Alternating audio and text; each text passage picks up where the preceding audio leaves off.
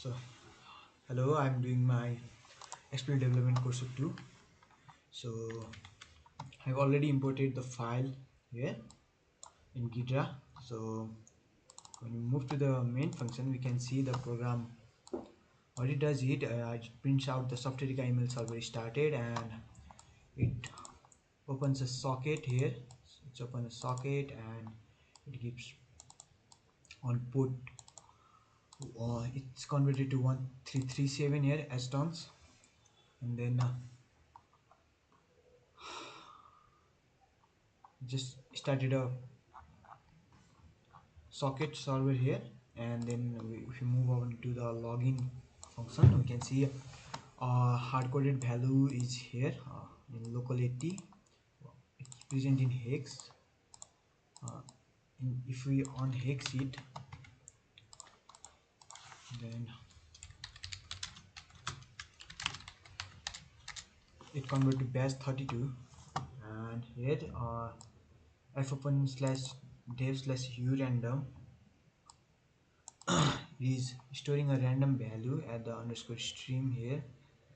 So open stream here, then printf integrated email. We have to enter our email here, and we email here, and it strips the backslash n from there and add backslash 0 for string finish. Then here we have got format string vulnerability, because in printf there is no format specifier present there. And after that we have to enter our username, or we can enter our we have to enter our username like email. It strips backslash n and add backslash 0. Then we have to enter our password here. Then after that, if username it compares our given username to the local value 80, and if we see here, highlight it here, we can see local 80 contains the batch 32. We have just unhex the value there, and next we have got it compares our password, our given password from here with software ICA. Then it says our login is successful, and it asks us for the OTP here, and the OTP is our given OTP is compared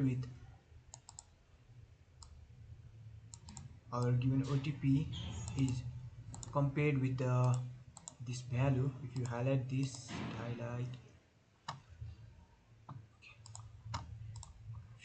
this, we can see a stack value custom a stack value contains uh,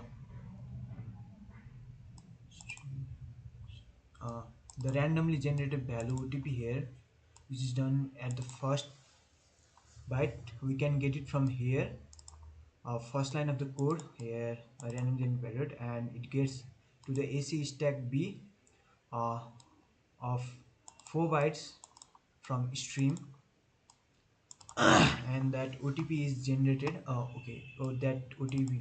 That program generated OTP. This AC stack underscore 8B is compared with our given OTP. Then if the comparison results to 0, we get to this function here, and after that we can see we have to enter the reception mail. It is directs 2-3 bytes. Then we have to give subject for the mail here, and we have to give subject which also takes directs 2-3 bytes.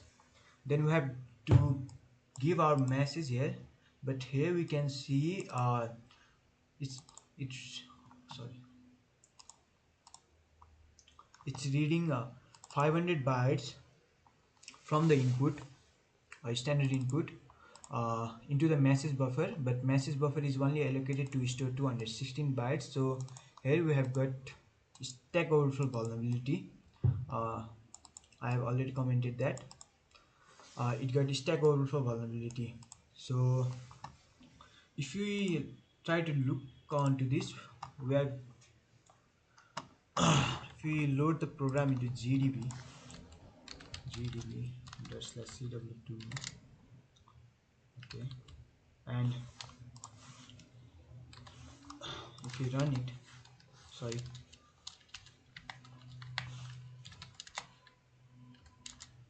if you run it and if we do nc 127.0.0.11337, the program print software email survey started here, and we get two options, login and quit, like we have it in our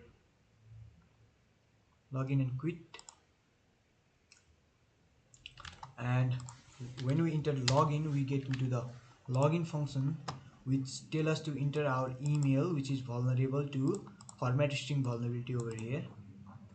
And so to exploit this buffer, what we are going to do is first just open a notepad. Okay. What we have to do is we already know the username, so username is batch32. Then password, we have to enter the PSSL password, which is software here. And like, let's do it. The email, this is something here, and username bit batch32 and password software. So we have already got login successful here. And we have to enter OTP now. So let's give random OTP. So our OTP check has been failed here. So failure, as the OTP is already generated at the first line of at the very first lines of the login functions. It means that our OTP must be stored in the stack, and we have got format string vulnerability already here. It means we can leak our we can leak our of course we can leak our OTP from here. So let's see. So if you just stop it here and configure it, like we this as login functions, and let's see where is our string compare being happen for the OTP. It's I think it's the first strcmp from the last. So we are going to break first strcmp from the last here. So let's see it, and we have to continue this, and we have to enter our choice one login terminal something else, name batch 3032, password software Rika. Then we have got OTP 1231, it's 4 byte, we have already known that. So we can see our this is our input 1231, and this is what we are getting compared to. We can see it from here S1. Yeah. Let's X this address. This is our OTP, and if we look into the stacks /32gx $RSP, and it shows the values present in our stack RSP. So if you look for the EC73HC00, we can see over here EC73HC00. It means it is already present in the stack because it has already been generated at the very first line of the login function. Basically here, see, basically here, it means we have to, what we have to do is we have to leak OTP using format string. Okay, just sorry. I will do it once again. No, but here, and OTP using format string vulnerability. Now how can we leak it? Because as we have got here the format string vulnerability, so we can leak it from huff and puff and some brute force method. I came to the point where I already know the offsets to leak our OTP. So let's click one, enter your email here. Format string vulnerability, we can do 11p is to, sorry, it's $11p is to %12 $p. It will leak our OTP from here. So if you look into this, and username will be dash 32 and software and OTP 1233. Okay, just give it here, and if you want to check what our OTP is, you can see it here.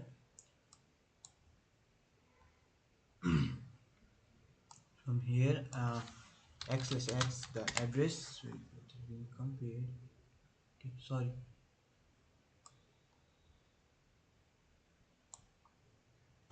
this is our OTP H6AD05D6. So we have got H6AD, and it's 05 here. It's 0 before just 5, and we just see 5D6 here. Okay, and we know that our OTP is present at 11 and 12. We can link it from here, 11 and 12 offset from here. Now we can write Python code here, which I have already written here,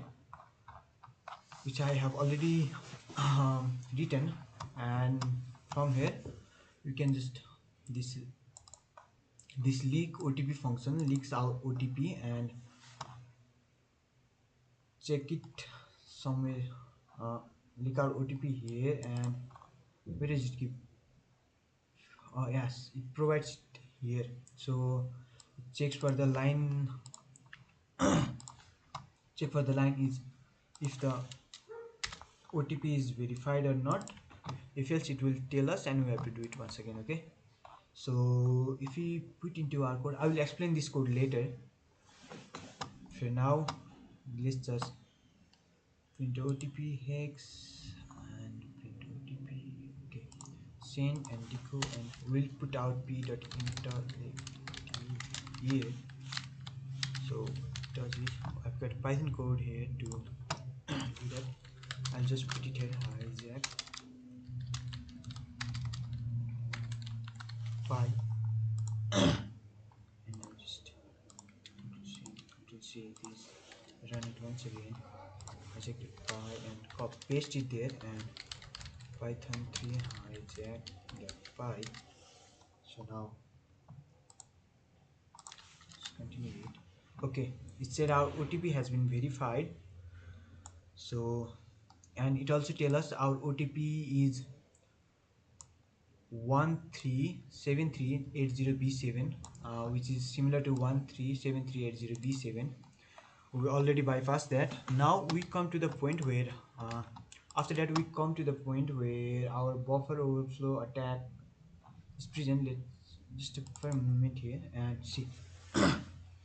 Here it is. We have to first enter the reception mail and subject for the mail and read message from here. So let's do that. Continue it. Into for subject mail is something else like this, and subject for the mail something, and we know that we have to now calculate the offset for the buffer overflow. Let's do it for right click.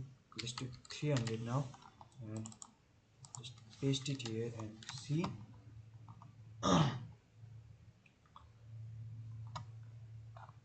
So stack smashing has been detected and the program has been terminated. And if you rerun, so from here I already know the offset, which is 216. Basically just because it lies, we are giving our input at the very last of our program, means the offset to it must be 216 bytes. Anyway, we can check it from here. So let's see, I click 215 now, and if we rerun this program,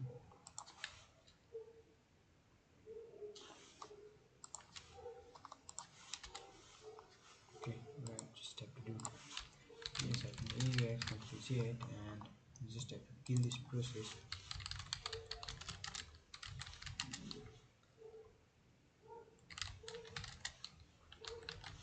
And rerun this program and rerun our Isaac.py here. Okay, sorry, what just happened? Run.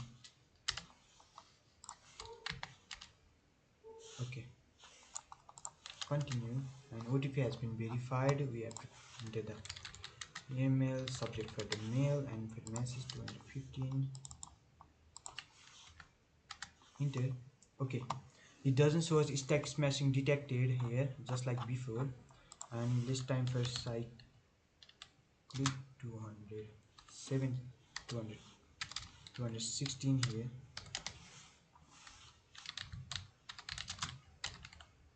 16 here, and this.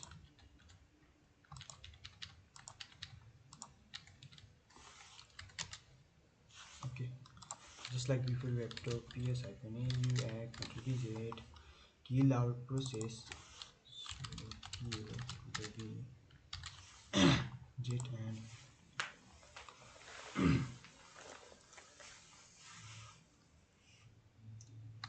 run this and run our Isaac.py and continue this. OTP verified here and cyclic 216.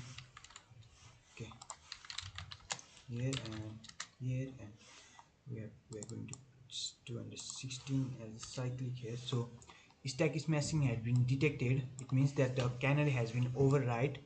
So let's see how the stack look like and what just happened right now. So for a moment, let's just see this picture over here. This the left one, this left one. What happens is, this dotted line contains our buffer. This contains our buffer, and if you allocate just more than 216 bytes from there, the canary becomes the canary overrides. We override the canary into the stack, and we get this message: the stack is missing detected, and our program terminates. So for that, it means, to properly exploit the vulnerability here, we have to leak this canary and paste it after the 216 bytes. And after that, byte, and from the offset, yes, again, yes, this again kill the same process, sudo kill v, then run it again. And if you do login, then enter our email to $23 p. We can leak the canary also from here, from our email, enter our email function, because let's check if our canary is right or not. If you see here, our canary is right, 0x9697CBD392B1900, and it is also the same. So what we are going to do is, uh, we leak the canary from enter email here. We leak the canary from enter your email from here, and we take this and put it in a variable. Then we give our buffer here and copy paste the canary, and we now override the RBP register. Then after the RBP register, there comes the saved RIP register, which is responsible for, which points to the next instruction to be executed. So what we do here is, uh, we get the rate address here and pop IDI bin/system address here. So as we can see, the if you do check the binary, you can see that the it's full relo, means we cannot override the GOT and PLT. Those are only read only, and for the and stuck canary is present there, means we can not just override the canary. it will just print something like the stack smashing detected and terminates. And nx enable means we cannot execute anything in the stack. Pi enable means every time the program restart, the address going to be different.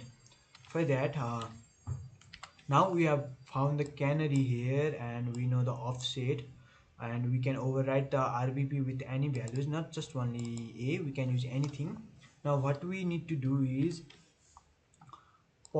we have to know the gadget, we have to know the address of pop RDI gadget, then address of slash bin slash assets, then address of system. From here, so to get those we can use LDD CW2, so we can use it here. And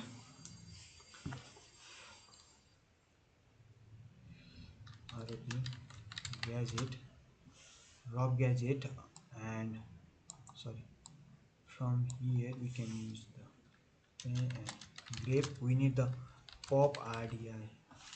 So let's first explain what we are going to do now. We know that our offset is going to be 216 bytes from here, and we have already leaked the canary. We can override the RBP register, and now we are moving for the saved RIP, which points to the next instruction. Now what we are going to do is this rate is first, so that we don't get move apps error, means that our stack needs to be 16 byte aligned. Let's just not talk about that, we'll talk about this rate this bit later. And now we have to know the pop RDI slash bin slash assets and system address. What is this going to do is, if you want to get a cell, we can execute it from the system address. We can just do like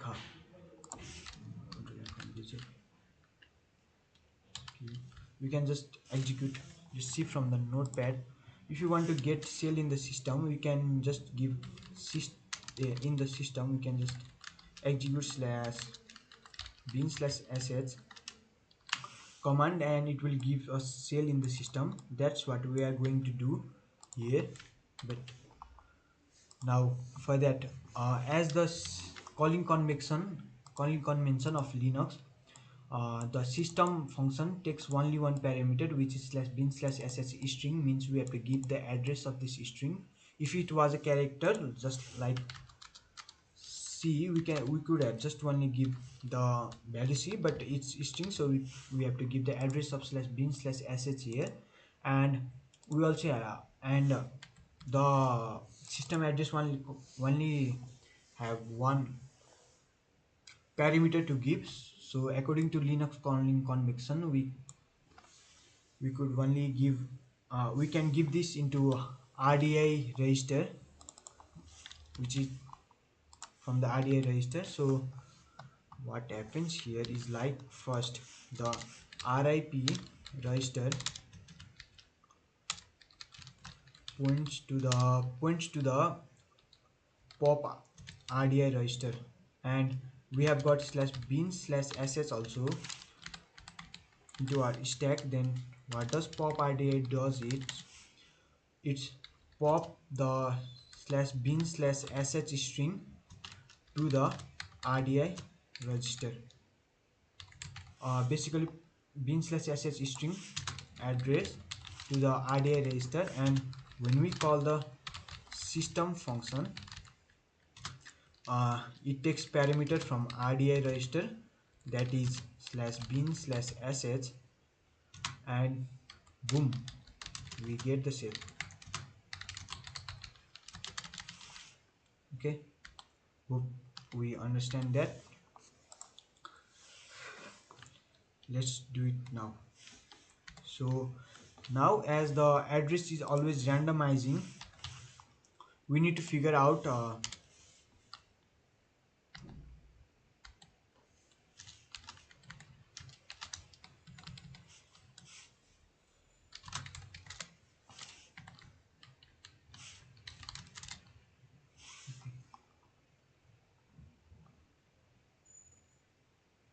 sorry, I just made a mistake here.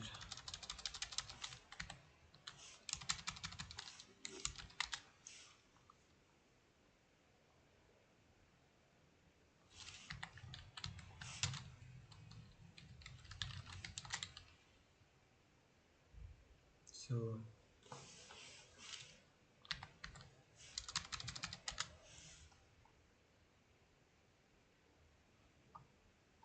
from here we can get our gadget named pop RDI. See, it's present in this offset of the libc, so we can just add it here, 0x2A205. Now what we now need is the address of slash bin slash sh string, right? So we can just use command search slash bin slash bash, which is for value, and let's just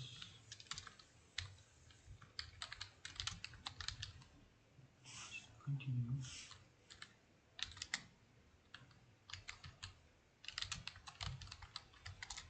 Yeah, if you look for this, if we search for the string slash bin slash sh, you can see that it is also present in libc.so.6 in this address.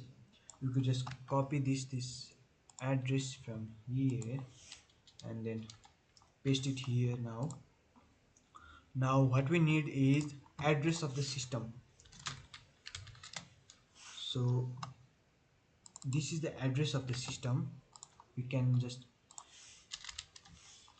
paste it also here, this for bin slash sh, and this for system, and this for pop RDI gadget. Now as the PI is enabled here, it means that the program always runs at the new address. It means and as all the slash bin slash sh system address and libc address, this is also present in the libc.so.6. what we can do is we can use format string vulnerability to leak the we can use format string vulnerability to leak a random address from the stack of libc.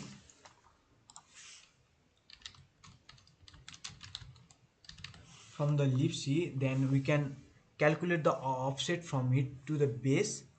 Then we could just calculate the other offset, like uh, let's see, just do it once again. Okay, we just run it once again and we just do it into our choice login, and I already know that we can leak the libc address from 61st offset. I think that's, yeah, 61st offset. So this is the address of libc. So let's see, it's info proc mapping. Just we first put it in the notepad.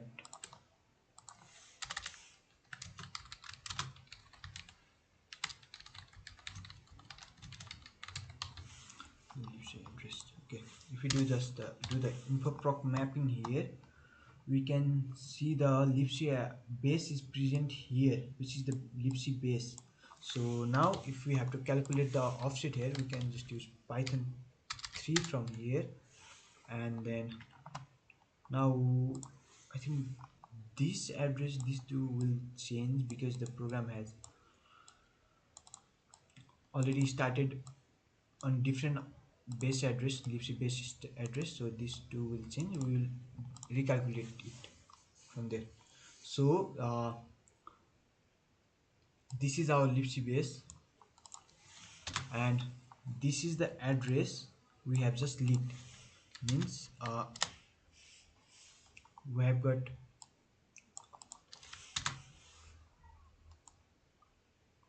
the leak address is leak address. If we subtract the leak address with the libc base, we get the offset to 0x2c d668, and figure we have to search slash bin slash sh string. And if you also subtract it from the libc base, which is this, and we get the address, we got the offset here, which is 0x1AA E343.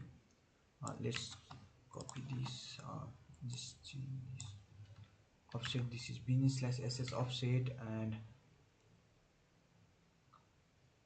this is leak system leak libc address, and the offset is 0x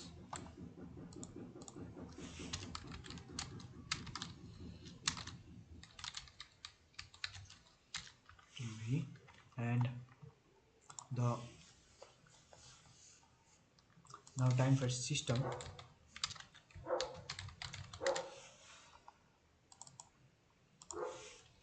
And if you just subtract the offset from the libc, you could get it right here.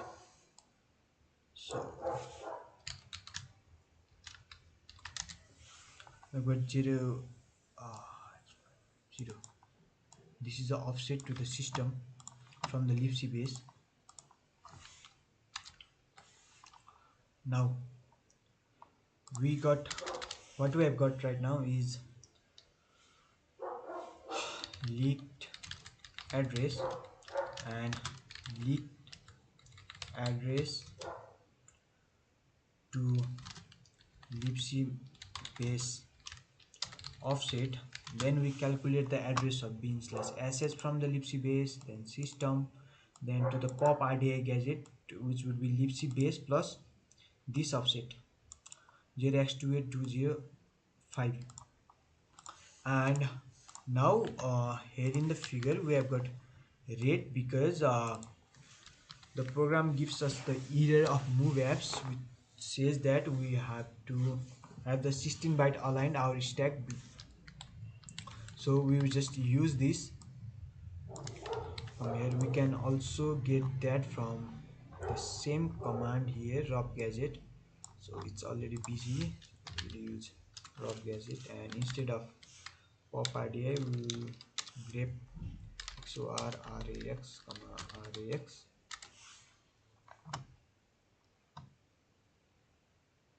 Here we have got the rate gadget here, and this address also we will calculate from the libc base. Okay, CBS. Now we have already got our we have already got everything we need to have. We have got the offset, which is 216 byte. We have already leaked the canary here. We have already the RBP from here, and we are overwriting the RAP register. So what is going to happen here is the rate instruction will just make the address of pop RDI to the shape RIP. Then the pop RDI will pop the address of slash bin slash ss to the RDI register. Then it will come the system, it will call the system function here, and the system function takes the parameter from RDI register according to the Linux calling convention. And in the RDI register we have the address of slash bin slash ss. Then it would look like this. Then we should get our shell. So I have already written the program here. We can see what it is doing is it's connect to a remote server, means it is connecting to the 1337 port. The CW2 has started. Then we are leaking the canary from the offset 23. The leak address function does it. We just analyze after and then index and split it and decode it and return it to us. Then what we do next is we leak the libc address from there, and return it back, and we leak the OTP.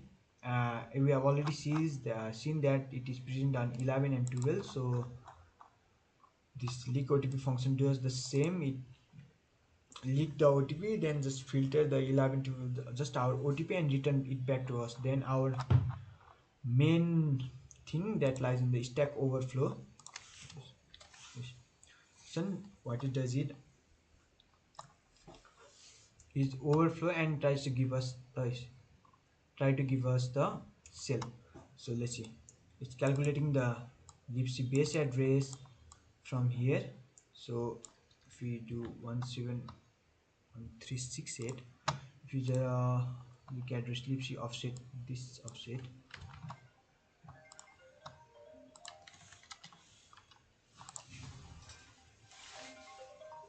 just a moment, and if you see the libc offset here, and we calculate the libc base address, then pop IDI address from here, and then the one the address by the bin slash assets string, then the system address, then the rate address, and we are sending it as a payload like this, as it is present in this figure right here. So let's execute this full and let's see if it's work or not. It should give spawn us a cell.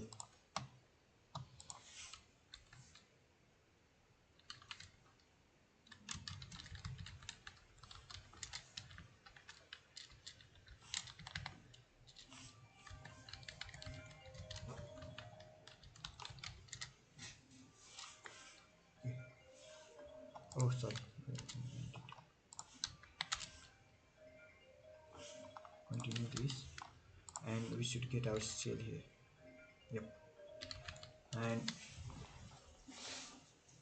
I just done it in my local machine, so I have to fire the docker here, which is present docker. Oh, I just forget the command. I have to look for it. No, where is it? Somewhere in my clipboard here. Somewhere in my clipboard. I forgot the docker command. I don't know where did I kept it. I forgot. I will attach this to,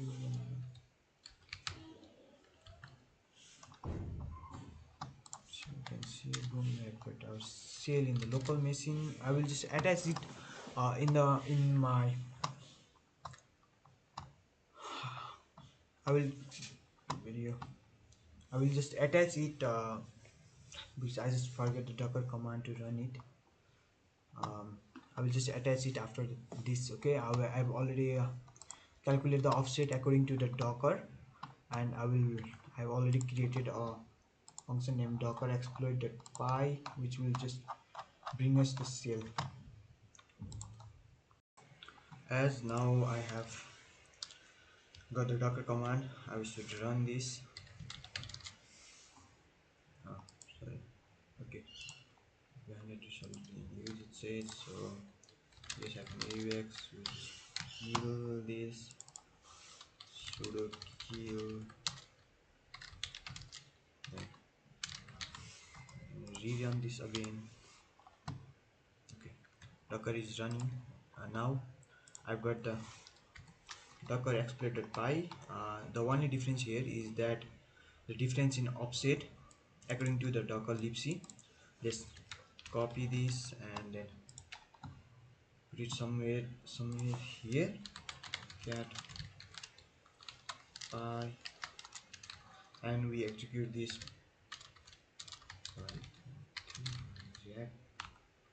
Py. Okay, sorry. Okay, yeah, okay. I first need to open 127.0.0.1, then 1238. First this, then no Python execute py. Now I got the user shell on the Docker, and boom, that's it. Thank you.